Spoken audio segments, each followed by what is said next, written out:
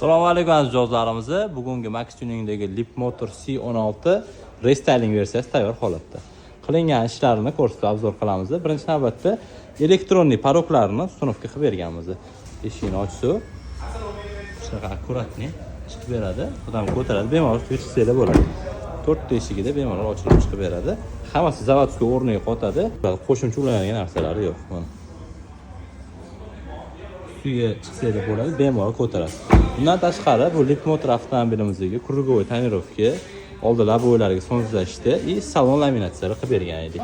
Ruchkalari restyilingni bilasizlar, o'zi chiqargan bo'ladi elektronli. Salon qismida qilingan ishlarni ko'rsatib obzor qilamiz.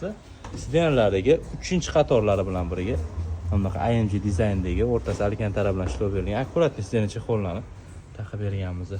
Bitta pultlariga ham chexol qilib berdi okamlar. Xizmatlar bo'yicha Max Tuning aloqaga chiqaverasizlar. Elektronli parok, ruchka, rusifikatsiya, chexol, polik, tonirovka, laminatsiya, deteniy xizmatlari bo'yicha Max Tuning xizmatida hamma ishini qilib beramiz.